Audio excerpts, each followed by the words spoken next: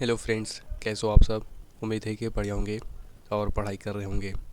जैसा कि आप सभी जानते हैं कि क्लास 6 एनसीईआरटी की कक्षाएं प्रारंभ हो चुकी हैं, जिसमें हम पहले 3 अध्याय कर चुके हैं। आज ये हमारा चौथा अध्याय होने वाला है। तो आप लोग आखिरी तक बने रहें।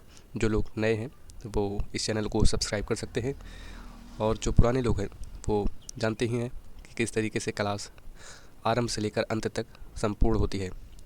एनसीईआरटी की एक एक लाइन इसमें पूरा नोटेड है, कहीं भी छूटा हुआ नहीं है, बल्कि इमेज भी जोड़ दिए गए हैं। तो चलिए शुरू करते हैं। पहला हेडिंग है कि इतिहास की समय रेखा एवं उसके स्रोत। तो EH कार के द्वारा कुछ बताया गया, तो पहले उसे जान लेते हैं। इतिहास अतीत एवं वर्तमान के मध्य एक अनवरत संवाद है। ये कंटिन्यू चलता रहता है। यह संवाद है आज के समाज को पूर्णतः समझ सकते हैं। इन्हीं संवादों की वजह से हम पीछे के इतिहास को आज से लिंक कर सकते हैं, ऐसा EH कार जी का कहना है। राष्ट्रीय संग्रहालय, ये राष्ट्रीय संग्रहालय नई दिल्ली, इसी का फ़ोटो है। ऐसे संग्रहालयों में अतीत से संबंधित उन वस्तुओं जैसे कि मूर्ति, सिक्के और आभूषण आदि को संरक्षित किया जाता है, जो हमें अपने इतिहास को समझने में सहायक सिद्ध होते हैं।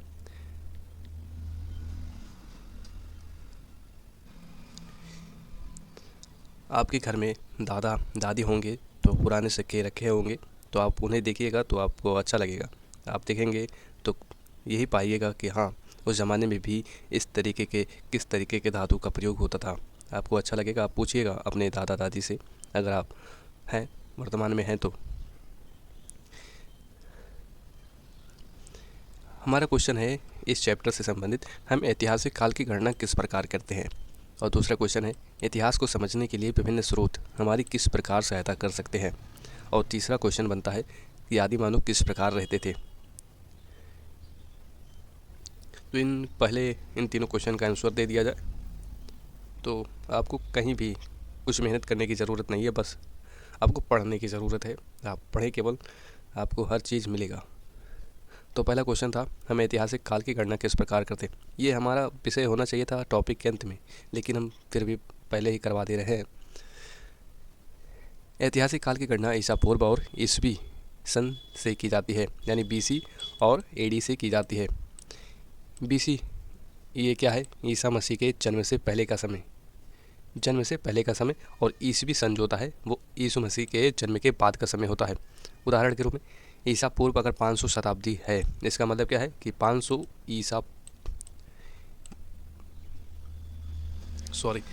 इसका मतलब है कि मसीह के जन्म से 500 वर्ष पहले की बात है। दूसरा क्वेश्चन है इतिहास को समझने के लिए विभिन्न स्रोत हमारी किस प्रकार सहायता कर सकते हैं। तो आंसर पुरातात्विक स्रोत। अगर ये पुरातात्विक स्रोत है तो क्या क्या है, जैसे कि औजार, सिक्के, बर्तन, गुफा, चित्र, ये पुरातात्विक स्रोत है जिनके आधार पर हम इतिहास समझते हैं। दूसरा स्रोत है साहित्यिक स्रोत, जिसमें वेद, पुराण, महाकाव्य, यात्रियों के विवरण आदि होते हैं। तीसरा स्रोत शिलालेख या अभिलेख, जिसमें ताम्रपत्र, स्तंभलेख, शिलालेख ये सभी होते हैं। और इन्हीं चीज़ों से हम जीवन शैली, शासन, धर्म और समाज की जानकारी हमें प्राप्त होती है। और तीसरा क्वेश्चन है कि आदि मानव किस प्रकार रहते थे। आदि मानव गुफाओं और जंगलों में रहते थे। भोजन के लिए शिकार और फल सब्जियां इकट्ठा करते थे। पत्थर व हड्डियों के औजार बनाते थे। गुफाओं की दीवारों पर चित्र बनाते थे। बाद में आग जलाना, खेती और पशुपालन करना सीखा उन्होंने। थोड़ा सा वीडियो में दिखा दूँ आपको, 1 मिनट। ये आप देखें कि किस तरीके से इस वीडियो में आपको दिखाया जा रहा है कि किस तरीके से पत्थर को तोड़कर एक पॉलिशदार पत्थर बनाने का काम कर रहे हैं ये लोग।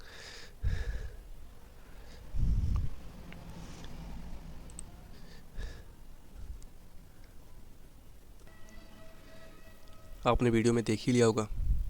हमारा अगला जो हेडिंग है, हम अतीत का अध्ययन किस प्रकार करते हैं। तो कुछ सवाल के साथ हम विचार कर सकते हैं, जैसे आपकी अपने अतीत की सबसे पुरानी स्मृति कौन सी है। क्या आपको याद है कि उस समय आपकी आयु क्या थी। संभवतः 5 या 6 वर्ष पूर्व तक की यह सभी स्मृतियाँ आपके अतीत का हिस्सा हैं। दूसरा क्वेश्चन या दूसरे पॉइंट पर विचार करें कि क्या आपको लगता है अतीत को समझने से हमें वर्तमान विश्व को समझने में कैसे सहायता मिलेगी।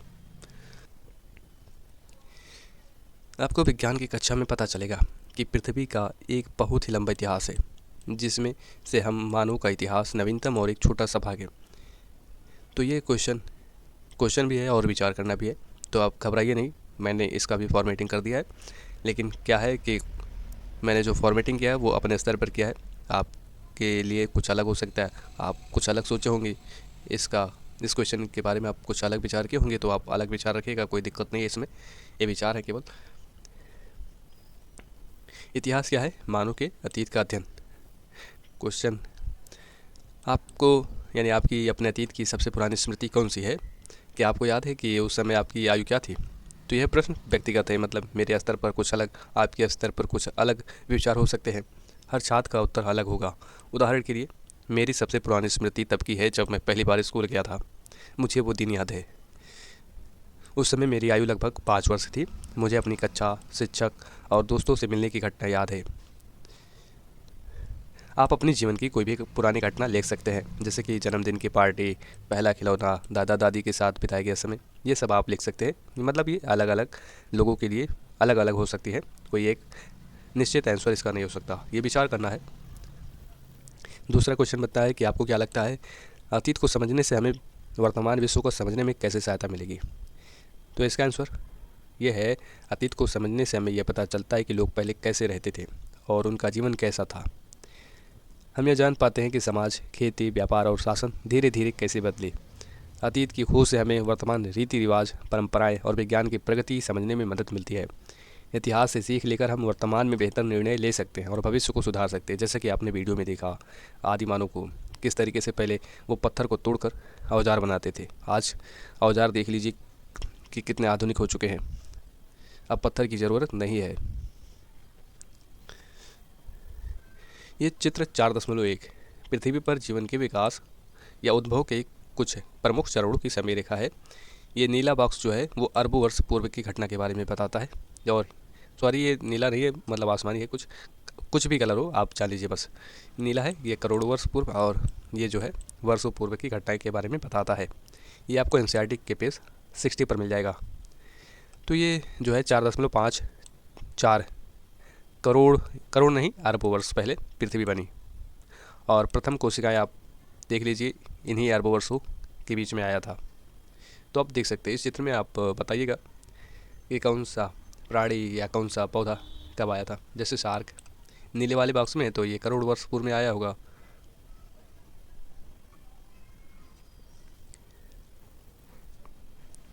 अनेक लोग पृथ्वी के इतिहास का अध्ययन करते हैं।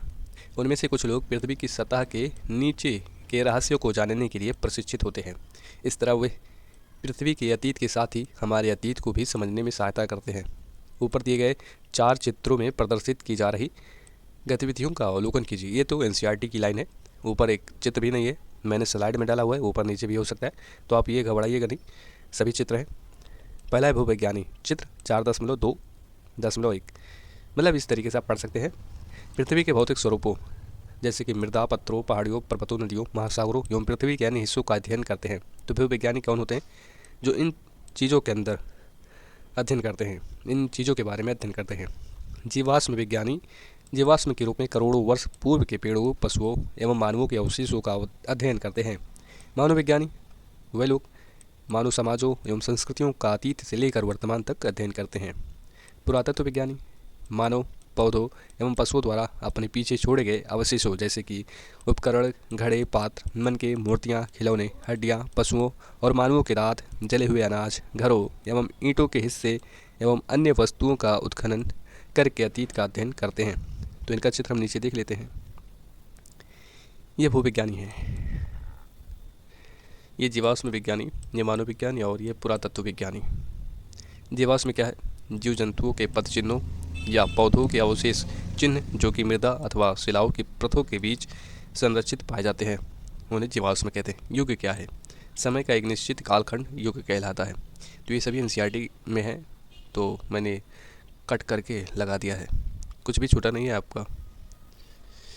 अगला हेडिंग है कि इतिहास में समय की गणना किस प्रकार की जाती है। प्रत्येक समाज एवं संस्कृति के पास समय की गणना करने की अपनी प्रणालियाँ रही है। प्रमुख घटनाएं जैसे किसी व्यक्ति विशेष का जन्म अथवा किसी शासक के शासन का आरंभ एक नई युग का आरंभ माना जाता रहा है। आज के समय में विश्व भर में सामान्यतः ग्रेगोरियन कैलेंडर या तिथि पत्र का उपयोग होता है। साथ ही त्योहारों की तिथियों की गणना एवं अन्य मांगलिक कार्यों के लिए हिंदू, मुस्लिम, यहूदी, चीनी आदि अन्य तिथि पत्रों का भी उपयोग होता है। पश्चिम में सामान्यतः ईसा मसीह के जन्म वर्ष से कैलेंडर का आरंभ माना जाता है। इस बिंदु से आगे के वर्षों की गणना की जाती है एवं इसे अंग्रेजी में एडी से इंगित किया जाता रहा है। एडी लैटिन भाषा का एक शब्द संक्षेप है जो ईसा के जन्म के बाद के वर्षों को इंगित करता है, परंतु अब विश्व भर में इसे अंग्रेजी में कॉमन एरा अथवा सी ई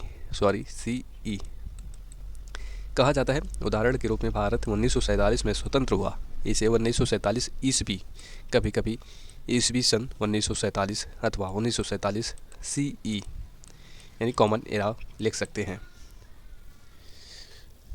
इसी प्रकार ईसा मसीह के जन्म के पारंपरिक तिथि से पूर्व के वर्षों की गणना उल्टे यानी अवरोही क्रम में की जाती है एवं इसे अंग्रेजी में BC से इंगित किया जाता था। इसे अब अंग्रेजी में बिफोर कॉमन एरा BCE से इंगित किया जाता है। उदाहरण के लिए 560 सन पू अभी पता चल जाएगा। गौतम बुद्ध, जिनके बारे में हम अध्याय 7 में जानेंगे, के जन्म की अनुमानित तिथि है। ये महात्मा गौतम बुद्ध के जन्म के बारे में बताया गया है, उन्हीं का उदाहरण लिया गया है कि आप गणना कर सकते हैं कि उनका जन्म आज से कितने वर्ष पूर्व हुआ था। इस पाठ्यक्रम में हमने इस BCE के लिए सामान्य संवत पूर्व, ये इसका मतलब होता है, आप जान लीजिए, सामान्य संवत पूर्व सन तथा CE के लिए सामान्य संवत शब्दों का प्रयोग किया है। तो आप BCE ही समझे, सबसे बढ़िया है। और ये CE है, ये चित्र है 4.3 का, 3 लाख। ये BCE पढ़िए सीधा, BCE से कुछ मुख्य घटनाओं की समय रेखा है। विश्व में शैल चित्रकारी के प्रथम साक्ष्य कब मिले? ये 40,000 BCE। अभी हमने BCE के बारे में जाना है। BCE किसे कहते हैं?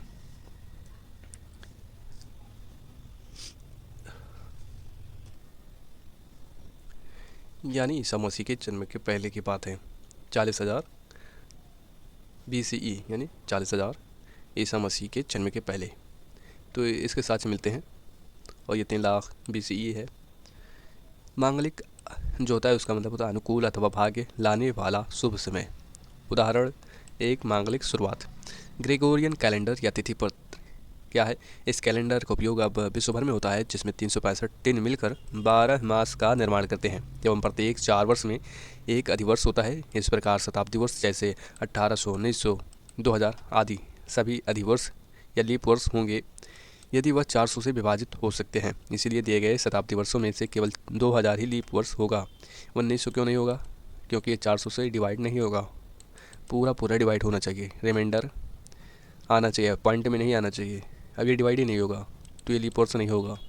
1800 भी 400 से डिवाइड नहीं होगा, इसलिए अभी लीप वर्ष नहीं होगा। 2000 हो जाएगा, 2000 को 400 से भाग करोगे तो हो जाएगा पूरा 4 पंचे 20, पूरा डिवाइड हो जाएगा। इसलिए यहाँ पर एक लीप वर्ष मिल जाएगा, यानी एक दिन एक्स्ट्रा मिल जाएगा। आइए पता लगाइए, क्या पता लगाना है? इस प्रकार की गणना सरल होती है, परंतु इसमें एक समस्या रहती है। ग्रेगोरियन तिथि पत्र में कोई भी वर्ष शून्य के रूप में चिन्हित नहीं किया गया है। शून्य है ये ही नहीं। अगर आप सोच रहे होंगे कि शून्य से शुरू हुआ होगा, नहीं, शून्य से शुरू नहीं हुआ है कैलेंडर। वर्ष 1 ये अभी हमने पढ़ा है, AD BCE हमने ये पढ़ा है, तो आप ये जान लीजिए। इसका मतलब होता है CE कॉमन एरा, और ये BCE है। यानी जो एक CE है कॉमन एरा है, जो ईसा मसीह के जन्म के बाद का एक वर्ष है, उसके बाद सीधा क्या आता है?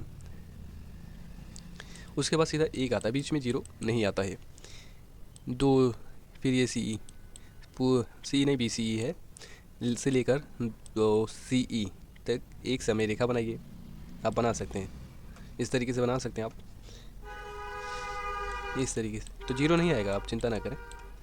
आप देखेंगे कि शून्य वर्ष की अनुपस्थिति के कारण इन 2 तिथियों के मध्य केवल 3 वर्ष ही होंगे, 3 वर्ष ही होंगे। एक एक तो हो ही जाएगा कॉमन, एक तो हो गया, फिर एक ही लेना है तो एक ये एक ये एक ये, 2 1 2, जीरो नहीं आएगा। किसी भी BCE तथा CE की तिथियों के बीच के वर्षों की गणना करते समय हमें सदियों दोनों को जोड़कर उनके योग में से एक को घटा देना चाहिए। ऊपर दी गई स्थिति में 2 + 2, ये एग्जाम्पल था ना ये, तो इन्हें जोड़ दें और फिर एक घटा दीजिए।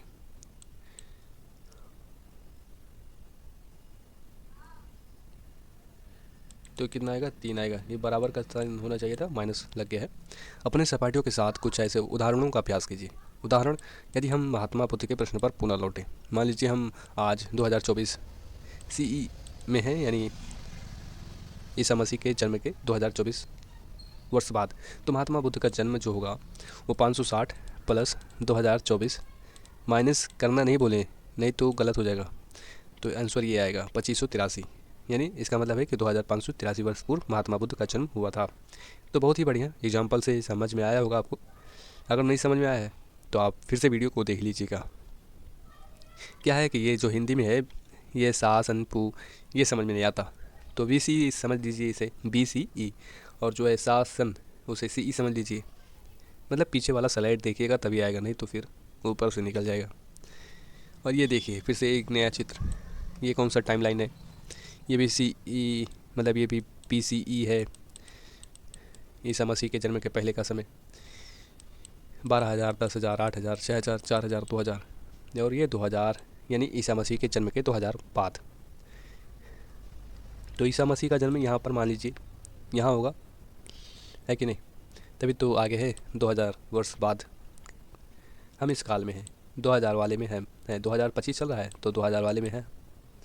यहाँ बुद्ध का जन्म मान लीजिए कि ईसा मसीह के जन्म के पहले इनका जन्म हुआ होगा 560, अभी बताया गया।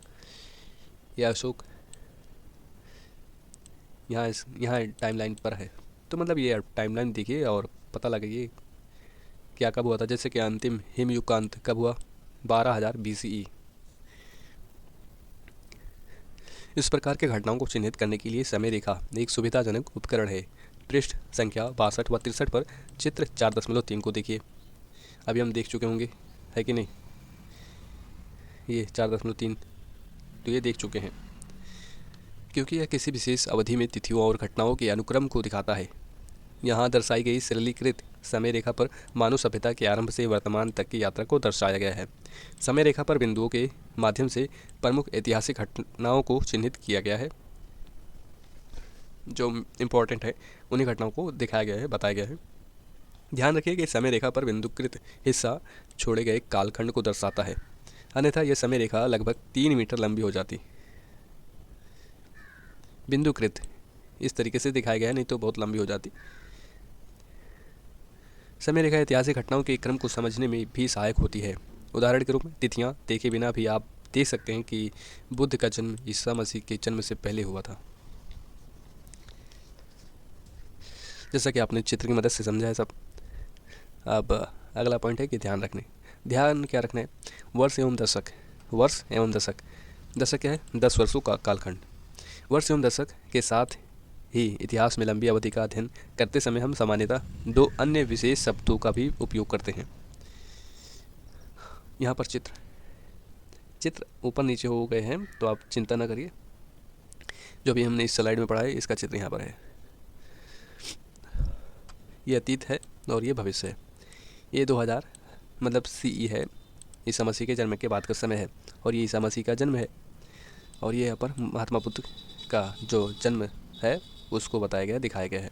तो आप बता सकते हैं, इस टाइमलाइन के हिसाब से बता सकते हैं कि ईसा मसीह के जन्म से पहले ही महात्मा बुद्ध का जन्म हुआ था, आराम से बता सकते हैं। हाँ, तो जो 2 शब्दों के बारे में जिक्र करना है, 2 विशेष शब्दों के बारे में, वो क्या है। पहला है शताब्दी। पहला शब्द है शताब्दी। यह किसी भी 100 वर्षों का कालखंड है। इतिहास में एक CE से लेकर प्रत्येक 100 वर्षों के लिए शताब्दी की गणना की जाती है।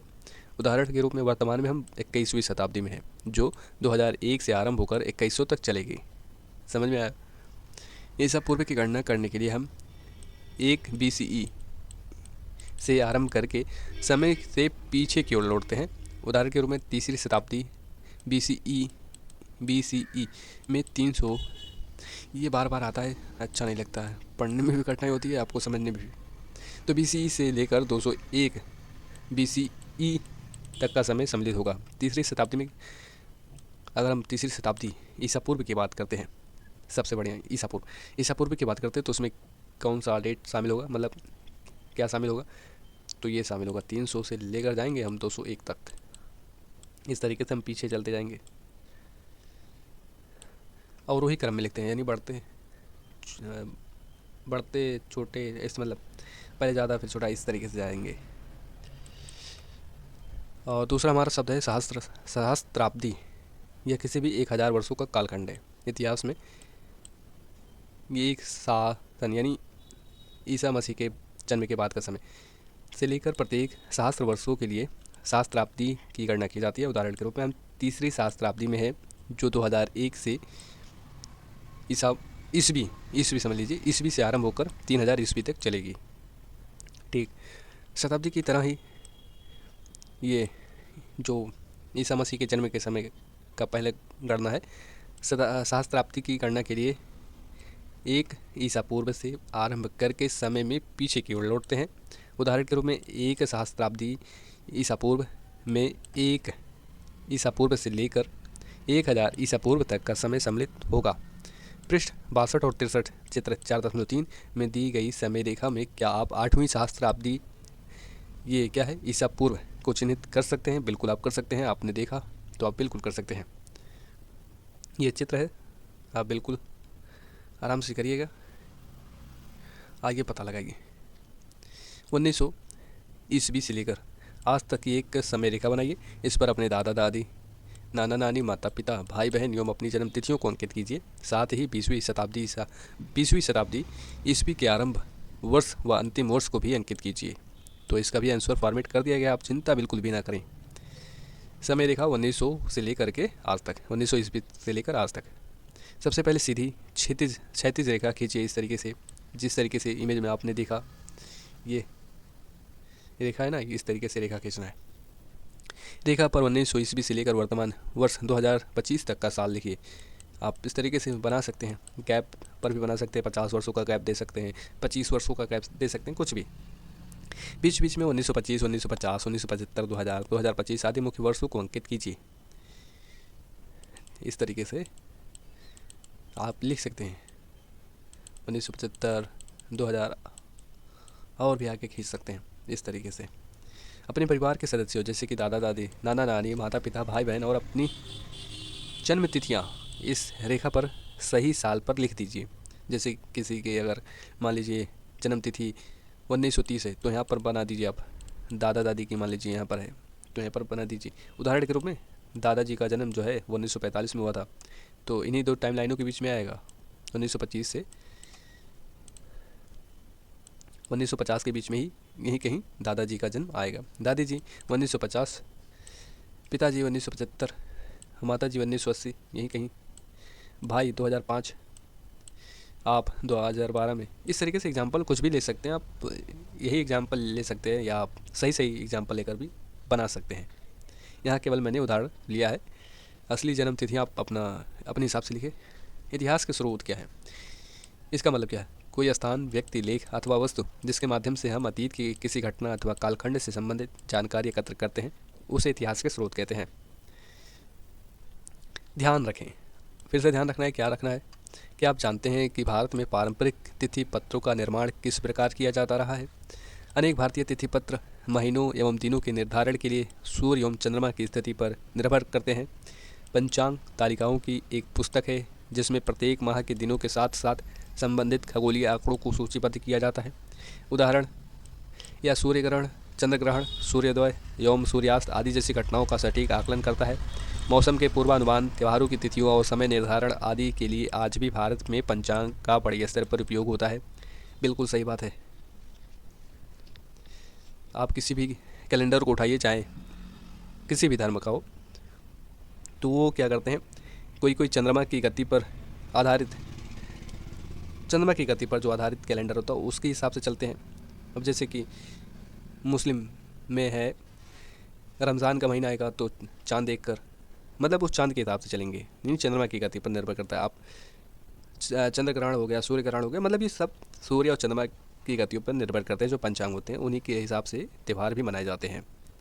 आप देखिएगा, आप अपने आसपास के लोगों से भी पूछिएगा कि किस तरीके से मनाते हैं, क्यों मनाते हैं, तो बताएंगे वो। इतिहास के स्रोत क्या क्या है, आइए पता लगाए। पहले पता लगाना है, फिर स्रोत के बारे में बात करते हैं। क्या आप अपने माता पिता के परिवार की 3 पीढ़ियों की जानकारी एकत्रित कर सकते हैं? अपने माता पिता, दादा दादी, नाना नानी, परदादा परदादी, परनाना परनानी की एक वंशावली बनाइए। उनके नामों का पता लगाइए और यह भी कि वह जीवन यापन के लिए क्या करते थे एवं उनका जन्म कहाँ हुआ था। साथ ही आप उन स्रोतों का भी उल्लेख कीजिए जहाँ से आपने सूचनाएं प्राप्त की हैं। आपने अपने परिवार के अतीत के संबंध में जानकारियाँ कैसे प्राप्त की? इन जानकारियों को प्राप्त करने के लिए क्या आपने छायाचित्रों, डायरियों, पहचान पत्रों आदि का उपयोग किया, या आप केवल अपने माता पिता और संबंधियों की स्मृतियों पर निर्भर थे? तो कुछ बनाना है आपको, वर्क करना है, तो घबराइए नहीं, सब कुछ रेडी है आपके लिए, सब कुछ रेडी किया हुआ है। आप केवल समझें, बस आपको समझना है। तो इसका आंसर ये है। उदाहरण स्वरूप वंशावली जो है, फैमिली ट्री बनाया गया है, आप अपने हिसाब से रखिएगा। ये फादर साइड जो कि जिनमें परदादा परदादी हैं, उनका नाम लिखिए। जन्म स्थान कहाँ है, कार्य क्या करते थे, अधिकतर कृषि ही करेंगे। दादा दादी खेती किसानी ही करते होंगे, और क्या करेंगे। दादा दादी के बारे में बताइए, पिता के बारे में बताइए। और फिर आइए मदर साइड की तरफ, यानी नाना नानी, परनाना नानी, परनाना परनानी, नाना नानी, फिर माता के बारे में भी बताइए। इस तरह आप 3 पीढ़ियाँ, परदादा परदादी, दादा दादी, पिता या माता को लिखेंगे। अगर चाहे तो एक वंश वृक्ष, फैमिली ट्री डायग्राम भी बनाकर उसमें नाम जोड़ सकते हैं। तो आप थोड़ा सा मेहनत करिए, इतना तो मेहनत मैंने कर दिया है, तो थोड़ा सा आप करिए। जानकारियाँ कहाँ से मिली आपको? जो क्वेश्चन पूछा था कि आपको जानकारियाँ कहाँ से मिली, तो बताइए आप कि मैंने अपने माता पिता और बड़ों से बातचीत करके जानकारी प्राप्त की है। मैंने पुराने छायाचित्र, पहचान पत्र, आधार कार्ड, राशन कार्ड आदि देखकर जन्म स्थान और नाम की पुष्टि की है। कुछ जानकारी परिवार की पुरानी डायरी या दस्तावेजों से मिली है। अधिकतर जानकारी हमें बड़ों की स्मृति पर आधारित थी, जो हमें बड़े लोगों ने बताया, घर के बड़े लोगों ने बताया मुझे। इस तरीके से आप बना सकते हैं। ये एनसीईआरटी में, तो आप इसे मतलब जो मैंने बताया उसी के हिसाब से आप भर सकते हैं। नाम लिखे आपने दादा दादी का, क्या काम करते थे, अधिकतर कृषि करते होंगे दादा दादी। जन्म स्थान कहाँ है और सूचना के स्रोत आपने कहाँ से पता लगाया, तो बता दीजिएगा, आराम से कर लीजिएगा। आइए विचार करें। विचार बहुत करना है। देखिए, समझना ये बहुत ज़रूरी है। पढ़ना सब कुछ नहीं होता, समझना बहुत ज़रूरी होता है। क्या आपने कभी अपने घर अथवा आसपास पुराने सिक्कों, पुस्तकों, वस्त्रों, आभूषणों अथवा बर्तनों को देखा है? बिल्कुल देखा होगा। इन वस्तुओं अथवा पुराने घरों एवं भवनों से हम किस प्रकार की सूचना एकत्र कर सकते हैं? तो पहले इसका आंसर ही दे दिया जाए। ये एक सिक्का है जिस पर राजा है, एडवर्ड 7 किंग, एंड ये क्या लिखा है, एम्परर। तो इसके बारे में आंसर दे दिया जाए पहले। तो सिक्कों से क्या पता चलता है? सिक्कों से शासन करने वाला राजा, साम्राज्य, धातु उपयोग, अर्थव्यवस्था के बारे में जानकारी मिलती है। जैसे आप इस सिक्के से क्या अनुमान लगा सकते हैं कि राजा का शासन रहा होगा, अर्थव्यवस्था कैसी रही होगी। आप ये सिक्का ढाल रहे होंगे तो मतलब अर्थव्यवस्था भी मजबूत रही होगी शायद। धातु का कौन सा उपयोग किया गया, किस धातु से बना है, चांदी से बना है, किससे बना है ये सिक्का। तो इस तरीके से हम सिक्कों से भी पता लगा सकते हैं, पुस्तकों से भी पता लगा सकते हैं उस समय की भाषा क्या थी, साहित्य कैसा था, धर्म, शिक्षा व संस्कृति के बारे में भी पता लगा सकते हैं। वस्त्रों से भी, कि वस्त्र जो पहनते थे, जैसे अंग्रेज जो हम अगर एनसीईआरटी में देखें, उनकी फ़ोटो को देखते हैं तो पता लग जाता है कि ये अंग्रेज लोग हैं, है कि नहीं, जो 1947 से पहले भारत में रहा करते थे। तो उससे क्या होता है, पहनावे की शैली पता चल जाती है, जलवायु के अनुसार जीवन, कारीगरी। अब गर्मी में क्या पहनेंगे, कोट पैंट पहनेंगे नहीं ना। आभूषणों से क्या पता चलेगा, धातु या रत्न प्रयोग, सामाजिक स्थिति, कला व सौंदर्यबोध का पता चलेगा। बर्तनों से क्या पता चलेगा, खान पान की आदतें, तकनीक या धातु या मिट्टी का उपयोग, किस धातु की बर्तनों का प्रयोग करते थे, मिट्टी की बर्तनों का प्रयोग करते थे, किस में खाते थे, कितनी महंगी प्लेटें थी, मतलब इससे पता चलता है। पुराने घरों या भवनों से क्या पता चलेगा, स्थापत्य कला, निर्माण तकनीक, रहन सहन व समाज की स्थिति। अगर घास फूस का घर है तो आप आसानी से बता लीजिएगा, ये तो गरीब रहे होंगे, लेकिन अगर कहीं अच्छा आलीशान घर बना हुआ होगा तो आप बता लीजिएगा, हाँ ये तो अमीर लोग रहे होंगे। प्रत्येक वस्तु अथवा संरचना एक कहानी बताती है और वह चित्र खंड पहली जिक्सॉ के हिस्से की तरह होती है। जिन वस्तुओं को आप अपने घर में देखते हैं वह आपको अपने परिवार के इतिहास के विषय में कुछ बताती है। इसी प्रकार हम ऐतिहासिक घटनाओं के बारे में विभिन्न स्रोतों से जानकारी एकत्रित कर सकते हैं। एक बात सदैव याद रखनी चाहिए कि इतिहास के मामले में पहले के कुछ हिस्से गायब रह सकते हैं। ये नहीं है कि हमें सभी चीज़ें मिल जाएंगी, हम आरंभ से लेकर अंत तक जोड़ करके इतिहास बता देंगे, नहीं, सभी चीज़ें नहीं मिलेंगी। कुछ ना कुछ आप देखते ही रहते हैं कि कुछ ना कुछ खुदाई में मिलता है, जिससे कुछ ना कुछ बदलाव आ जाता है इतिहास समझने में भी। ये एनसीईआरटी में था। आपको समझ में आ रहा है कि नहीं? नहीं आ रहा होगा, आ भी रहा होगा तो अच्छी बात है, नहीं आ रहा होगा तब भी अच्छी बात है, क्योंकि नीचे स्लाइड में इसका विस्तार कर दिया है, अच्छे से आप देख सकते हैं।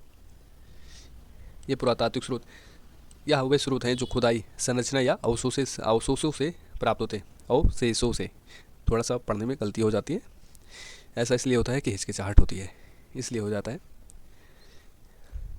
संरचना ये कहाँ से मिला? स्मारक, टीला आदि इन चीज़ों से मिल जाता है। उत्खनन मानव, पशु और पौधों के अवशेष मिल जाते हैं। उपकरण और हथियार मिल जाते हैं। मूर्तियाँ और आभूषण, मिट्टी के बर्तन और खिलौने, निवास स्थान और समाधान, इनसे हमें प्राचीन जीवन, खान पान, वस्त्र, आवास, कला और धर्म के बारे में जानकारी मिल जाती है पुरातात्विक स्रोतों से। इसी तरीके से साहित्यिक स्रोत हैं। यह लिखित रूप से उपलब्ध जानकारी है। लिखित रूप से भारतीय साहित्य की बात करें तो इसमें वेद एवं इतिहास है, कविता एवं नाटक, ऐतिहासिक लेख, कहानियों का संग्रह, वैज्ञानिक एवं तकनीकी लेख। इसी तरीके से विदेशी विवरण भी हैं जो विदेशी यात्रियों ने लिखा, यात्रा वृत्तांत है, ऐतिहासिक वृत्तांत है। इनसे हमें शिक्षा, संस्कृति, धर्म, समाज और विदेशी यात्रियों की दृष्टि से भारत का चित्र मिलता है। इसी तरीके से मौखिक स्रोत भी है, ओरल सोर्सेज, ये इसी में है सब। पुरातात्विक स्रोत, साहित्यिक स्रोत, मौखिक स्रोत, कलात्मक स्रोत, ये इन्हीं का विस्तार है इस चित्र का। तो आप देख लीजिएगा, है ना, बिल्कुल भी दिक्कत करने वाली बात नहीं है। आपको सब समझ में आ रहा होगा। अगर नहीं आ रहा होगा तो आप बताइए कमेंट में क्या नहीं आया आपको। पृष्ठ 67 यानी 67 पर दिए गए इतिहास के स्रोत संबंधित चित्र को देखिए। अभी हमने देखा, यह इतिहास के प्रमुख स्रोतों को एक साथ प्रदर्शित करता है। आपको अभी इन सभी को याद रखने की आवश्यकता नहीं है, हम आगे चलकर इनमें से कुछ का उपयोग करेंगे। उदाहरणार्थ, जब इतिहासकार 1500 वर्ष पूर्व के किसी राजा या रानी, प्राचीन स्मारक, युद्ध या व्यापार की कुछ वस्तुओं के बारे में जानकारी जुटाने का प्रयास करते हैं तो वे बड़े ध्यान से अधिक स्रोतों से जानकारी संकलित करने का प्रयास करते हैं। ये नहीं है केवल एक चीज़ से हमें अगर एक स्रोत से हमें जानकारी मिल गई तो उसी पर विश्वास कर लिया जाए, नहीं। पुरातात्विक स्रोत से जानकारी मिल जाए तो अच्छी बात है, साहित्यिक स्रोत से मिल गया तो और अच्छी बात है। तो इस तरीके से स्रोतों से इकट्ठा करना पड़ता है सभी। कभी कभी ये स्रोत एक दूसरे की पुष्टि करते हैं, जैसे चित्रखंड पहली जिक्सॉ के टुकड़े मेल खाते हैं। जिस तरीके से आप देखे होंगे, आप पता नहीं खेले हैं कि नहीं जिक्सॉ वाला खेल,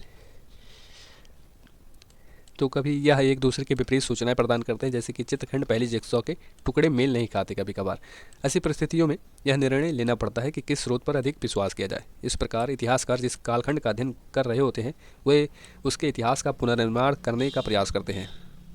इतिहासकार कौन होते हैं? ऐसा व्यक्ति जो अतीत का अध्ययन करता है और उसके विषय में लिखता है। आनुवंशिकी क्या है? जीव विज्ञान की वह शाखा जो यह अध्ययन करती है कि किस प्रकार पौधों, जानवरों या मनुष्यों की कुछ विशेषताएं एवं गुण एक पीढ़ी से दूसरी पीढ़ी तक पहुंचते हैं। ये रहा जिक्सॉ, चित्रखंड पहली। अब इन्हीं चित्रों में से बैठाना है सबको। देखिए ये इस उल्लू को बैठाना है। कहाँ है ये उल्लू? ये उल्लू है, तो इसको लाएंगे, इधर बैठाएंगे। तो ये जिक्सॉ खेल है, आप खेल सकते हैं।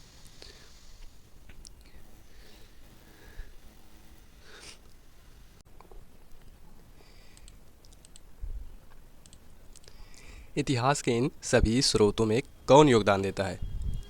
इतिहासकारों के साथ ही पुरातत्व विज्ञानी, पुरालेख शास्त्री जो प्राचीन अभिलेख पढ़ते हैं, मानव विज्ञानी जो मानव समाज व संस्कृतियों का अध्ययन करते हैं, साहित्य व भाषा के विशेषज्ञ आदि इसमें अपना योगदान देते हैं। यानी इन सभी स्रोतों में कौन कौन योगदान देते हैं? तो ये सभी हैं, इतिहासकार हैं, पुरालेख शास्त्री हैं, मानव विज्ञानी हैं, साहित्य व भाषा के विशेषज्ञ, ये सभी होते हैं। साथ ही पिछले 50 वर्षों में वैज्ञानिक अध्ययनों ने इतिहास के पुनर्निर्माण में अधिक से अधिक योगदान दिया है। उदाहरण के लिए प्राचीन जलवायु का अध्ययन, उत्खनन की गई सामग्री का रासायनिक अध्ययन और प्राचीन मानव की आनुवंशिकी के अध्ययन ने एक नया दृष्टिकोण दिया है, जिससे और पूरक स्रोत प्राप्त हुए हैं। साथ ही जब इतिहासकार आधुनिक इतिहास साधारणतः, जिसका अर्थ है पिछली 2 अथवा 3 शताब्दियों का इतिहास, जब इतिहासकार आधुनिक इतिहास का अध्ययन करते हैं तो समाचार पत्र एक अन्य महत्वपूर्ण स्रोत हो सकता है। पिछले कुछ दशकों के अध्ययन के लिए एक इलेक्ट्रॉनिक मीडिया, जिसमें टीवी, इंटरनेट आदि सम्मिलित है, का भी उपयोग किया जा सकता है। आइए पता लगाइए। अगले पृष्ठ पर इतिहास के स्रोतों से संबंधित कुछ चित्र दिए गए हैं। ये वस्तुएं कौन कौन सी हैं एवं आपके अनुसार क्या दर्शाती हैं? चित्र के सम्मुख दिए गए स्थान में वस्तु से संबंधित प्राप्त जानकारी को लिखिए। तो आपको कुछ थोड़ा सा मेहनत करना है, मेहनत करिएगा। मानव इतिहास का प्रारंभ। मानव यानी होमो सेपियंस लगभग 3 लाख वर्ष पूर्व से पृथ्वी पर रह रहा है। यह एक लंबा समय प्रतीत होता है, परंतु यह पृथ्वी के इतिहास का एक छोटा सा अंश मात्र है। ये पृथ्वी के इतिहास का बहुत ही छोटा हिस्सा है, 3 लाख। आइए अपने आरंभिक इतिहास को संक्षेप में जानें। आइए पता लगाइए। क्या लगाना है? ऊपर दिए गए चित्र में शैलाश्रय में आरंभिक मानव से संबंधित कुछ गतिविधियों को देखिए। आप इनमें से किस किस गतिविधि को पहचान सकते हैं? प्रत्येक का संक्षिप्त विवरण दीजिए। अभी मैप आएगा, मतलब वो चित्र आएगा, चिंता मत करें। आदि मानव को प्रकृति से अनेक चुनौतियों का सामना करना पड़ा। एक दूसरे की सहायता करने के लिए वे टोलियों अथवा समूहों में रहते थे। वे मुख्यतः आखेटक एवं खाद्य संग्राहक थे तथा भोजन एवं आश्रय की निरंतर खोज करते रहते थे। इसका अर्थ यह है कि वे अपने जीवन के लिए खाने योग्य पौधों एवं फलों के संग्रह एवं आखेट पर निर्भर थे।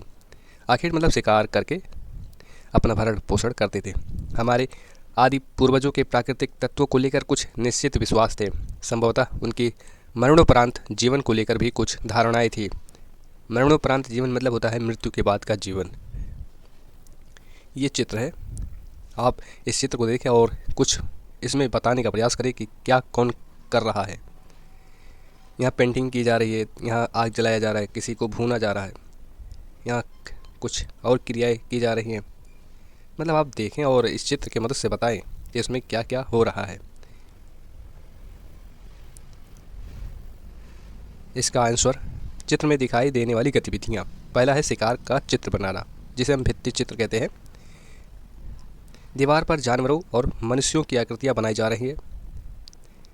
यह दिखाता है कि आदि मानव अपने अनुभव और शिकार की घटनाओं को गुफाओं की दीवारों पर चित्रित करता था। इससे ये तो पता चलेगा। दूसरा है आग का उपयोग। यहाँ आग का उपयोग कर रहा है ना आदि मानव। आग का उपयोग, कुछ लोग आग के पास बैठे हैं, यह बताता है कि उन्हें आग जलाना और उसका उपयोग करना आ गया था। गर्मी पाने और भोजन पकाने के लिए इसका उपयोग करते थे। तीसरा है औजार बनाना। यहाँ कोई औजार तो बना ही रहा होगा। यहाँ औजार बना रहा है। कुछ लोग पत्थर को घिसकर हथियार या औजार बना रहे हैं। यह तकनीकी विकास और जीवन यापन के साधनों का संकेत है। चौथा है भोजन पकाना। यहाँ देखो, भोजन बना रहे हैं। एक महिला बर्तन नुमा चीज़ में कुछ पकाती हुई दिख रही है। इसका मतलब है कि केवल कच्चा नहीं बल्कि पका हुआ भोजन भी खाने लगे थे। और पांचवा है सामूहिक जीवन। स्त्री, पुरुष और बच्चे सब साथ रह रहे हैं। यह सामाजिक जीवन और परिवार की शुरुआती अवधारणा को दर्शाता है। और छठा, त्वचा या पत्तों से वस्त्र पहनना। देखो सब, ये सब पहने हुए ना वस्त्र, ये किसी जानवर की खाल होगी या पत्ता उत्ता होगा, उसी को पहने हुए हैं। सभी लोग पशु चर्म या पत्तों से बने वस्त्र पहने हैं। यह बताता है कि वे ठंड और गर्मी से बचने के लिए कपड़ों का उपयोग करने लगे थे। यह समूह अस्थायी टेम्पररी शिविरों, शैलाश्रयों और गुफाओं में रहते थे एवं एक दूसरे से जिन भाषाओं में संवाद करते थे वे अब लुप्त हो चुकी हैं। उन्होंने अग्नि का उपयोग किया। पत्थर के उन्नत कुल्हाड़ियों एवं ब्लेड्स, नुकीले तीरों एवं अन्य उपकरणों आदि के निर्माण ने उनके जीवन को सरल बना दिया। संपूर्ण विश्व की सैकड़ों गुफाओं के शैल चित्रों में उनके जीवन के विविध आयाम दिखाई देते हैं।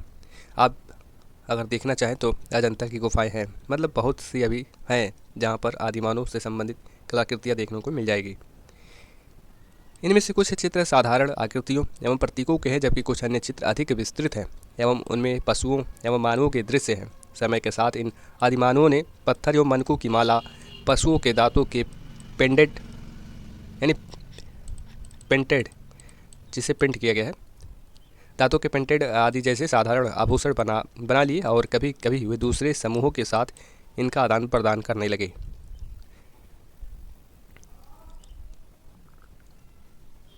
पहली उपज आपको कैसा लग रहा है पढ़कर? अच्छा लग रहा होगा, क्योंकि एक एक टॉपिक को मैंने कवर किया है, कुछ भी छोड़ा नहीं है। चाहे वो आइए पता लगाइए से संबंधित टॉपिक हो या विचार करने से संबंधित टॉपिक, एक एक लाइन एनसीईआरटी की मैंने पढ़ाया है, कहीं भी छोड़ा नहीं है। अगर आपको अच्छा लगे तो प्लीज़ वीडियो को लाइक कर दीजिएगा। अगर पीडीएफ चाहिए तो पीडीएफ के लिए आप कमेंट में पीडीएफ लिख सकते हैं, उसके बाद मैं पीडीएफ दे दूँगा। तो टॉपिक है पहली उपज। पहली उपज क्या रही होगी? ये हमारे दिमाग में आता है कि सर जब इंसान इस धरती पर आए तो क्या हो, उन्होंने क्या पहला पौधा उगाया, क्या था क्या नहीं था, ये दिमाग में आता है। तो उसी के बारे में पढ़ते हैं। एक लंबे समय में पृथ्वी की जलवायु में अनेक परिवर्तन आए हैं। एक समय पृथ्वी पर बहुत ठंड थी एवं इसका एक बड़ा भाग हिमाच्छादित यानी बर्फ़ से ढका हुआ था, इसलिए इसे हिमयुग कहा जाता था। इसके विषय में आप विज्ञान में विस्तार से अध्ययन करेंगे, चिंता मत करें। बाद में जब जलवायु गर्म होने लगी तो हिम का कुछ भाग पिघल गया, जिसके कारण तत्कालीन नदियों में जल भराव हो गया, जो बाद में समुद्रों में समाहित हो गई। हिमयुग लगभग 1 लाख वर्ष पूर्व से लेकर 12,000 वर्ष पूर्व तक रहा। इसके उपरांत मानव के लिए जीने योग्य परिस्थितियों में सुधार आया। विश्व के कई हिस्सों में उन्होंने एक स्थान पर बसना तथा अनाज उगाना आरंभ कर दिया। उन्होंने गाय, बकरी आदि जैसे जानवरों का घरेलूकरण भी आरंभ कर दिया, मतलब घर में पालने लगे। भोजन की अधिक उपलब्धता के कारण ये समूह अपने आकार व संख्या में बढ़ गए। अब भोजन होगा तो क्यों नहीं, उनकी आबादी भी बढ़ेगी। ये प्रायः नदियों के किनारे बसने लगे थे, लेकिन इसका एकमात्र कारण जल की उपलब्धता नहीं थी, अपितु यहाँ की मृदा का अधिक उपजाऊ होना भी था। इससे अन्न उगाने की प्रक्रिया अधिक सरल हो गई। लोग कहते हैं कि नदियों के किनारे सभ्यताएं विकसित होती है, सही है, लेकिन नदी एक ही फैक्टर नहीं है पानी का, मतलब उनके पानी पीने का, जिंदा रहने का नहीं, बल्कि पानी के किनारे का जो क्षेत्र होता है, जल के किनारे का क्षेत्र, वो उपजाऊ होता है, जिससे फसल हो सकता है अच्छे तरीके से ग्रो कर जाए। तो इसी वजह से भी यही लाइन लिखा हुआ है कि यहाँ की मृदा का अधिक उपजाऊ होना था, एकमात्र कारण जल की उपलब्धता नहीं थी। आइए पता लगाइए। अगले पृष्ठ पर दिए गए चित्र का अवलोकन कीजिए। यह कुछ सहस्त्राब्दी पूर्व के कृषक समुदाय की गतिविधियों को प्रदर्शित करता है। उन गतिविधियों को सूचीबद्ध कीजिए जिनकी आप पहचान कर सकते हैं, और आइए विचार करें। विचार क्या करना है? पहले प्रदर्शित शैल चित्र एवं उपर्युक्त चित्र दोनों में ही पुरुषों एवं महिलाओं को कुछ निश्चित भूमिकाओं में दर्शाया गया है, जैसा कि आपने चित्र में देखा। यद्यपि ये स्वाभाविक प्रतीत होते हैं, परंतु आवश्यक नहीं कि ये सही ही हो और ये सभी परिस्थितियों पर लागू नहीं होते। उदाहरण के लिए हो सकता है कि शैल चित्र में महिलाओं ने गुफा में चित्रकारी करने के लिए रंगों को तैयार किया हो अथवा स्वयं चित्रकारी की हो। अब जो चित्र में दिख रहा है उसी के हिसाब से हमें जज नहीं करना है। जैसे कि उस चित्र में क्या दिख रहा है, कोई पुरुष यहाँ पर चित्रकारी कर रहा है, तो हो सकता है कि जो रंग, जो पेंट बनाया गया हो, वो किसी महिला के द्वारा बनाया गया हो या महिला ने चित्रकारी किया हो, ये भी हो सकता है। तो इसी लाइन का मतलब यही है। दोनों ही चित्रों में हो सकता है कि पुरुषों ने भोजन की कोई वस्तु बनाई हो अथवा शिशुओं की देखभाल में मदद की हो। ये नहीं समझें कि शुरू से ही माता ही अपने बच्चों का ख्याल करती होंगी, ऐसा इस लाइन में कहा गया है। ये ना समझें कि खाना बनाना केवल औरतों का काम ही था आदिमानवों के ज़माने में, ना, ये भी ना समझें। पुरुषों ने भी खाना बनाया होगा, यानी भोजन बनाया होगा। इसका कहने का मतलब ये है। ऐसी भूमिकाओं एवं परिस्थितियों पर विचार करते हुए कक्षा में चर्चा कीजिए। इस बात का ध्यान रखिए कि हमारे पास उस समय की केवल सीमित सूचनाएं ही उपलब्ध है। हमारे पास कुछ जानकारी है जो हम बता सकें कि ऐसा हुआ होगा, ऐसा हुआ था, बिल्कुल भी नहीं जानकारी है। हमारे पास सीमित सूचना है। जैसे ये चित्र है, चित्र की मदद से हम गेस कर रहे हैं कि पुरुष दीवार पर पेंट कर रहा है, चित्रकारी कर रहा है, ये हम सब देख रहे हैं, लेकिन कुछ और भी हो सकता है ना उसके पीछे, तो ये भी ध्यान रखना है। ये रहा चित्र जिसके बारे में आइए पता लगाइए वाले सेक्शन बोल रहा था। अब इस चित्र में क्या देख रहे हैं आप? मतलब पशुपालन भी हो रहा है। यहाँ भेड़ बकरी जो भी है, सूअर है, क्या है पता नहीं। ये किसान है, कहीं जा रहा होगा खेत के लिए, यहाँ से खेत से कुछ फसल उसल है जो लेकर आ रहे हैं लोग। यहाँ पर कुछ खाना वाना बना रही है महिला, यहाँ पेड़ काटा जा रहा है, यहाँ बच्चे खेल रहे हैं। तो इस तरीके से आप इस चित्र में देखें और बताएं और क्या क्या गतिविधियाँ हो रही हैं। ये तो खतरनाक जानवर लग रहा है मुझे। क्या खतरनाक जानवर है? भेड़िया है कि कुछ और है? जैसे जैसे समुदायों का विकास हुआ, समाज जटिल होता गया। सरदार अथवा मुखिया लोगों के कल्याण के लिए उत्तरदायी थे एवं सभी सामूहिक रूप से सामुदायिक कल्याण के लिए कार्य करते थे। उदाहरण के लिए निजी स्वामित्व का भाव नहीं था और भूमि पर सामुदायिक रूप से कृषि की जाती थी। आज की तरह नहीं, लोग एक थे, एक दूसरे के सुखों दुखों में साथ देते थे। आज कैसा हो गया है हालात, आप लोग जानते हैं, इस पर बात नहीं करते हैं। जैसे जैसे समय बीतता गया, पल्ली यानी उपग्राम बड़े गांवों में परिवर्तित हो गए, जो मुख्यतः भोजन, वस्त्र एवं उपकरण आदि वस्तुओं का आदान प्रदान करने लगे। धीरे धीरे इन गांवों में संप्रेषण एवं आवागमन का तंत्र विकसित हुआ एवं इनमें से कुछ छोटे कस्बों में परिवर्तित हो गए। ऐसे धीरे धीरे ही तो विकास होता है। पहले छोटा छोटा घर रहेगा, फिर ये एक साथ हो जाएंगे, फिर गांव बन जाएगा बड़ा बड़ा।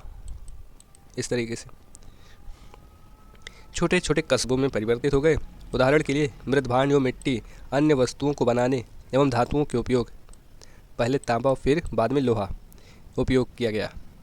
धातुओं के उपयोग की तकनीक का आगमन हुआ, जिससे टिकाऊ उपकरण, दैनिक उपयोग की वस्तुओं एवं आभूषणों को बनाना सरल हो गया, जिसमें कुल्हाड़ी भी है। कुल्हाड़ी बना लिए होंगे लोग पेड़ काटने के लिए और कुछ करने के लिए, है कि नहीं? अगर धातु आए, मतलब धातुओं का ज्ञान हुआ, जैसे कि तांबा और लोहे का, जान लो क्रांति आ गई होगी, क्रांति पूरी। हम अध्याय 6 में देखेंगे कि इन चरणों ने किस प्रकार से सभ्यता के उदय में योगदान दिया। अभी यह याद रखना आवश्यक है कि मानव सभ्यता को विकास के इन प्रारंभिक चरणों में अनेक चुनौतियों का सामना करना पड़ा था। इस दौरान कुछ कठिन क्षण भी आए, जब कुछ पूर्ववर्ती प्रजातियों की भांति मानव सभ्यता भी लुप्त हो सकती थी। हम उन आदिमानवों के बारे में कभी नहीं जान पाएंगे जिनके साहस और दृढ़ता के कारण आज हमारा अस्तित्व संभव हो पाया। सही बात है, नहीं तो इंसान खत्म हो गया होता। इस लाइन का मतलब ये है। लेकिन उन्होंने अपने आप को जलवायु के हिसाब से अपने आप को ढाला। पूर्ववर्ती प्रजातियों की तरह खत्म हो गए होते अगर उनमें ये गुण ना होते। कल्याण मतलब होता है स्वास्थ्य, समृद्धि और भलाई। पल्ली मतलब क्या होता है? एक छोटी बस्ती अथवा छोटा गांव। आगे बढ़ने से पहले फिर से रिवाइज कर लिया जाए। ये 3-4 लाइन में रिवाइज पूरा होगा चैप्टर का। हमने अपने अतीत के बारे में और अधिक जानने के कुछ तरीकों का पता लगाया। समय रेखा की अवधारणा हमें भिन्न भिन्न समय पर ऐतिहासिक घटनाओं के अनुक्रम को समझने में सहायता करती है। दूसरा पॉइंट है समय की गणना की विभिन्न विधियाँ हैं, वर्ष, दशक, शताब्दी, सहस्त्राब्दी। तीसरा पॉइंट है इतिहास के विभिन्न स्रोत हैं, ये ऐतिहासिक घटनाओं को समझने व उनका पुनर्निर्माण करने में सहायक होते हैं। और चौथा, हमने आरंभिक मानव जीवन को संक्षेप में समझा और यह भी जाना कि मानव समाज कैसे समय के साथ जटिल होता गया। तो हमने ये सब जान लिया है। अगर आपको थोड़ा सा भी परेशानी हो इस चैप्टर में तो आप कमेंट में बताएं, उससे भी दूर कर दिया जाएगा। ये प्रश्न क्रियाकलाप और परियोजनाएं हैं, ये कोई नहीं कराता, जल्दी कोई नहीं कराता, लेकिन मैं एक भी टॉपिक नहीं छोड़ रहा हूँ, केवल इसलिए कि आपको हर चीज़ एक ही जगह मिल जाए। पहला है कि एक परियोजना के रूप में अपने आसपास उपलब्ध इतिहास के स्रोतों का उपयोग करते हुए अपने परिवार, यदि आप गांव में रहते हैं तो गांव, अपने परिवार का इतिहास लिखिए। परियोजना के लिए अपने शिक्षक से मार्गदर्शन हेतु निवेदन कीजिए। दूसरा है, क्या हम इतिहासकारों की तुलना जासूसों से कर सकते हैं? अपने उत्तर के समर्थन में कारण दीजिए, अगर हाँ तो कारण बताइए। तिथियों के साथ कुछ अभ्यास करना है, जैसे कि समय रेखा पर निम्नलिखित तिथियों को कालक्रम अनुसार लगाइए। जैसे पहले क्या आएगा? 323 ईस्वी समझ लिए, इसको ईस्वी समझिए, मतलब ईसा मसीह के जन्म के बाद का समय। 323 ये ईसा पूर्व, मतलब ईसा मसीह के जन्म के पहले। ये 100 ईस्वी, ये 100 ईसा पूर्व, ये 1900 ईसा पूर्व, ये 1090 ईस्वी, ये 2024 ईस्वी। यदि सम्राट चंद्रगुप्त का जन्म 320 ईसा पूर्व में हुआ तो बताइए उनका संबंध किस शताब्दी से था? उनका जन्म बुद्ध के जन्म से कितने वर्ष पश्चात हुआ? झांसी की रानी का जन्म, तीसरा सवाल है, 1828 ईस्वी में हुआ। उनका संबंध किस शताब्दी से है? उनका जन्म भारत की स्वतंत्रता से कितने वर्ष पूर्व हुआ? और ये 12,000 वर्ष पूर्व को तिथि के रूप में बदलिए। तो चलिए ये भी हम करते हैं। ये चौथा सवाल है, किसी निकटतम संग्रहालय के भ्रमण की योजना बनाइए। संग्रहालय की प्रदर्शनियों के विषय में पहले से कुछ जानकारी जुटा लीजिए। इस भ्रमण के दौरान टिप्पणियाँ तैयार कीजिए। भ्रमण के पश्चात एक संक्षिप्त रिपोर्ट लिखिए और उसमें भ्रमण से जुड़ी स्मृतियों और रोचक बातों या घटनाओं को रेखांकित कीजिए। अपने विद्यालय में किसी पुरातत्व विज्ञानी अथवा इतिहासकार को आमंत्रित कीजिए और उनमें स्थानीय इतिहास एवं उसे जानना जो महत्वपूर्ण है इस विषय में व्याख्या देने का आग्रह कीजिए। तो चलिए मैं ही सब कुछ करा देता हूँ। प्रश्न उत्तर, पहला प्रश्न उत्तर जो है, पहले प्रश्न का उत्तर यह है कि एक परियोजना के रूप में अपने आसपास उपलब्ध इतिहास के स्रोतों का उपयोग करते हुए अपने परिवार का इतिहास लिखिए। परियोजना के लिए अपने शिक्षक से मार्गदर्शन हेतु निवेदन कीजिए। तो उत्तर जो है वो संकेतात्मक उत्तर है, ये सटीक उत्तर नहीं है। देखिए अलग अलग सबके लिए हो सकते हैं। जैसे मेरे गांव या परिवार के इतिहास की बात करें तो पहला पॉइंट में है, मेरे गांव में पुराने कुएं, मंदिर और मस्जिद हैं जो प्राचीन समय से बने हुए हैं। आप ये देख सकते हैं, अगर आपके पास है तो बिल्कुल यही लिख दीजिए, कोई दिक्कत नहीं है। दूसरा पॉइंट है, गांव में बड़े बुजुर्ग बताते हैं कि पहले यहाँ बैलगाड़ी और पैदल ही लोग यात्रा करते थे। बिल्कुल सही बात है, सबके लिए होगा। हमारे परिवार में दादा दादी खेती किसानी से जुड़े रहे। बिल्कुल सही। गांव में आज भी कुछ पुराने मकान कच्ची मिट्टी और ईंट पत्थरों के बने हैं। किसके किसके गांव में है बताइएगा। आज़ादी के समय हमारे गांव से भी कई लोग स्वतंत्रता आंदोलन में शामिल हुए थे। बिल्कुल सही बात है। इस प्रकार शिक्षक के मार्गदर्शन में गाँव या परिवार का इतिहास लिखा जा सकता है। तो आप इसी तरीके से लिख सकते हैं या फिर कोई और लिख सकते हैं, लेकिन आपको सोचना ज़रूर है। सोचने से बहुत ही फ़ायदा होगा आपको। प्रश्न दूसरा, क्या हम इतिहासकारों की तुलना जासूसों से कर सकते हैं? अपने उत्तर के समर्थन में कारण देना है। हाँ बिल्कुल, आंसर है इसका हाँ। हम इतिहासकारों की तुलना जासूसों से कर सकते हैं, क्योंकि पहला, जैसे जासूस छोटे छोटे सबूत ढूंढकर सच तक पहुंचते हैं, वैसे ही इतिहासकार भी पुराने शिलालेखों, ग्रंथ, सिक्के और अवशेषों के आधार पर अतीत को समझते हैं। जासूस अलग अलग जगहों से जानकारी इकट्ठा करता है, इतिहासकार भी विभिन्न स्रोतों से प्रमाण जुटाता है। और तीसरा पॉइंट है कि दोनों ही अतीत या घटना के पीछे छिपे रहस्यों को उजागर करते हैं कि क्या हुआ होगा भूतकाल में। तो बिल्कुल हम तुलना कर सकते हैं। तीसरा का जो पहला था क्वेश्चन, समय रेखा पर तिथि क्रम लगाना है ना, वो तो पहला कौन आएगा? 100 ईस्वी, फिर 100 सन, ये इस तरीके से क्रम बनेगा। ठीक है, अब देख लीजिए 323 ईस्वी, 320 ईस्वी चंद्रगुप्त का जन्म, ये पूर्व है, ये हिंदी वाला बात जाता है। तो आप यही क्रम बना दीजिएगा, कोई दिक्कत नहीं है। ठीक है, क्रम इस प्रकार होगा। अच्छा ये सवाल था, सॉरी ये सवाल था, क्रम ये है, ध्यान में नहीं आया। ये यहाँ से छाड़कर इस क्रम को इस तरीके से व्यवस्थित किया गया है। ठीक है, 2024 सन बाद में आएगा।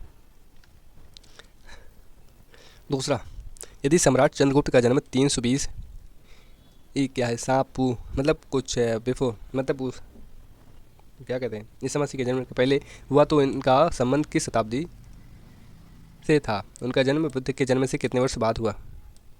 तो 300 ईसा पूर्व का संबंध चौथी शताब्दी ईसा पूर्व से है। ये चौथी शताब्दी में माना जाएगा। बुद्ध का जन्म लगभग 563 ईसा पूर्व में हुआ था। तो 563 माइनस 320 करोगे तो 243 वर्ष बाद चंद्रगुप्त का जन्म हुआ था। अगला क्वेश्चन था, उसका आंसर क्या है? पहला क्वेश्चन पढ़ लेते हैं। झांसी की रानी का जन्म 1828 सन में हुआ था। उनका संबंध किस शताब्दी से है और उनका जन्म भारत की स्वतंत्रता से कितने वर्ष पूर्व हुआ? तो उत्तर क्या है? 1828 सन का संबंध 19वीं शताब्दी से है। 1800 से 1900 तक चलेंगे तो 19वीं शताब्दी। भारत को स्वतंत्रता 1947 में मिली, तो 1947 में से 1828 घटा देंगे तो इनका जो जन्म है वो 119 वर्ष पूर्व झांसी की रानी का जन्म हुआ था। तो भारत की स्वतंत्रता से कितने वर्ष पूर्व? 119 वर्ष पूर्व। अगला क्वेश्चन, 12,000 वर्ष पूर्व को तिथि के रूप में बदलिए। यदि मान लीजिए वर्तमान सन 2024 या 2025 मान लीजिए, तो इसमें जोड़ दीजिए 12,000 जोड़ दीजिए आराम से आप। तो 14,000 जो 24 है, यहाँ 14,025 बन जाएगा। समझ में आ रहा है? हाँ बिल्कुल। चौथा प्रश्न, ये सवाल आप पढ़ लीजिएगा। आंसर इसका ये है कि संग्रहालय भ्रमण रिपोर्ट, जब रिपोर्ट बनाएंगे हम तो क्या लिखेंगे। पिछले सप्ताह हमारे विद्यालय द्वारा नज़दीकी संग्रहालय का भ्रमण कराया गया।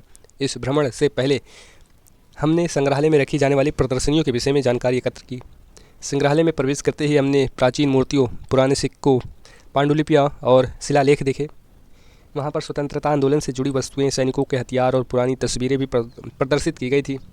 सबसे रोचक मुझे वह दीवार चित्र लगा जो प्राचीन जीवन शैली को दर्शाता था। हमने देखा कि हमारे पूर्वज किस प्रकार मिट्टी के बर्तनों, कपड़ों और औजारों का उपयोग करते थे। यह भ्रमण हमारे लिए ज्ञानवर्धक और स्मरणीय रहा। इसने हमारे अतीत को समझने और सम्मान देने की प्रेरणा दी। तो आप जाइएगा, अगर नहीं जा पा रहे हैं किसी संग्रहालय में देखने के लिए तो अभी यूट्यूब पर देखिए, यूट्यूब पर भी आपको देखने को मिल जाएगा। तो ये सब देखना चाहिए, इससे हमें अपने इतिहास को और अच्छे तरीके से समझने का मौका मिलेगा और अच्छे से हम समझ भी सकते हैं। और जिस तरीके से ये नीचे लाइन लिखा हुआ ना कि हमारे अतीत को समझने और सम्मान देने की प्रेरणा दी, तो वो भाव खुद ब खुद आएंगे, आपको भी अच्छा लगेगा। प्रश्न 5, उत्तर देखिए केवल संकेतात्मक। हमारे विद्यालय में एक पुरातत्व विज्ञानी या इतिहासकार को आमंत्रित किया गया। उन्होंने हमें स्थानीय इतिहास के बारे में बताया। उन्होंने कहा कि स्थानीय इतिहास हमें यह समझने में मदद करता है कि हमारे क्षेत्र का अतीत कैसा था, यहाँ पहले लोग कैसे रहते थे, उनकी जीवन शैली, कला, संस्कृति और परंपराएं कैसी थी। उन्होंने यह भी बताया कि स्थानीय इतिहास को जानने से हमें अपनी पहचान और अपनी जड़ों पर गर्व होता है। साथ ही हमें यह भी पता चला या हमें यह भी सिखाता है कि हमें अपनी धरोहर और विरासत को सुरक्षित रखना चाहिए। ये बिल्कुल सही बात है, हमें अपने धरोहर, अपनी विरासत को सुरक्षित रखना चाहिए। उनका व्याख्यान बहुत प्रेरणादायक और ज्ञानवर्धक था।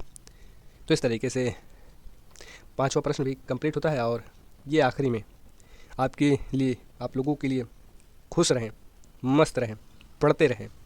केवल पढ़ाई ही आपके ज्ञान को बढ़ा सकती है। फालतू की वीडियोज़ में टाइम बर्बाद ना करें। कैसा लगा आपको वीडियो, आप लोगों को बताना है। अगर PDF चाहिए तो कमेंट में बताइएगा। मिलते हैं अगले नेक्स्ट वीडियो में, तब तक के लिए जय हिंद, जय भारत।